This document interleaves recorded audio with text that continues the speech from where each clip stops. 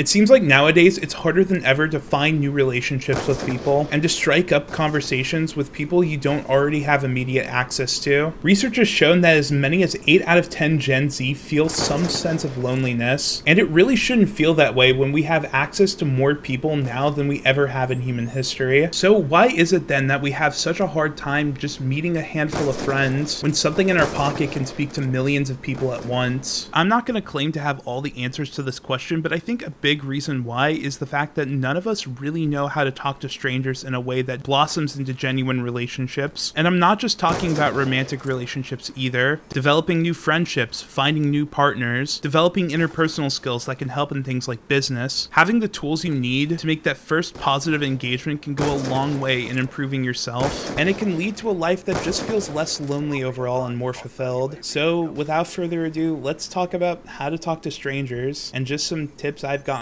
from practicing a lot. Starting off with the first thing, a big thing that I've noticed a lot when interacting with people for the first time is that you hold all the power in a conversation when somebody meets you for the first time. Put aside every negative thing anyone has ever said about you or every embarrassing thing you've ever done, and just realize that when you talk to someone for the first time, it's a blank slate. A blank slate that you can use to impart basically anything you want. Talking to people for the first time with this in mind has been absolutely huge for me when it comes to forming genuine relationships with people. I feel less scared, and I can kind of just let the conversation flow. It can lead to you feeling less nervous, and from the other person's point of view, you come off as way more confident, which is significantly more desirable. Most of us aren't massive YouTubers or hugely famous celebrities, so use the anonymity you do have to your advantage. Another way to meet people and to practice talking to strangers is to join online communities. Find something that you're really interested in, and then see if there's a Discord community for it. This can really apply to just about everything. For me, at least, it was Call of Duty trickshotting and sniping, but for you, it could honestly be anything. It could be a video game, it could be a hobby you enjoy, just something that allows you to talk to people that you otherwise wouldn't have access to. And if you want to even go a step further with this, try playing social games. I'm going to inject kind of a personal story here, but a couple of years ago, I got invited to an esports event by someone from Complexity. This was an absolutely huge opportunity for me as a video editor, as I would be meeting some titans of my industry. But a big downside of this is I absolutely knew no one at the party and barely knew the guy that was inviting me too. So to practice, I got on VR chat and I played a VR chat world that was specifically designed for you to talk to strangers in under 60 seconds. I did this for about 2 weeks, and I walked away significantly more confident in my ability to strike up conversations with people I just met for the first time. And I ended up walking away from that event with significantly more connections. So that's another thing too. Join social games, play VR chat or Second Life. I'm sure there's more social games out there. Those are just the ones that I'm thinking of right off the top of my head. Having that aspect of also feeling like I'm in VR chat too certainly helps with talking in person, if that kind of makes sense. It could just be me, but that significantly helped me a lot. So join online communities, practice talking to people online. It's not the same as talking to someone in person, but it is a good first step with being used to the idea of putting yourself out there. Once you feel like you've practiced enough online, start trying some of this in person. And for the record, I'm not saying to act exactly the same way you do online as you do in person.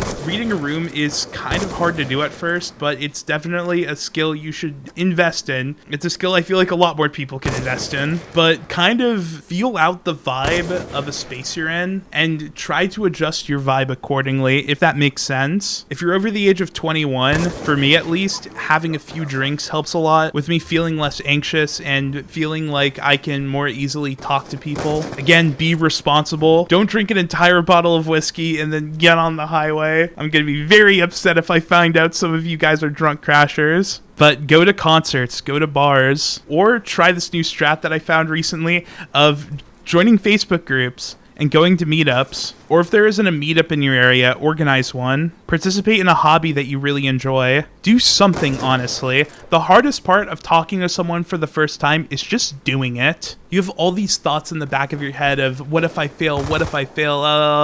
But just do it. Once you get that initial awkward push out of the way and you're talking to someone, you honestly forget about it instantly. So just do it. And, well, that's really all I gotta say about it. Stop worrying about making a good first impression impression and just make a first impression already. You'll thank yourself later. Anyways, that's it. Thanks for watching, guys. This is Shane, and I'll see y'all later.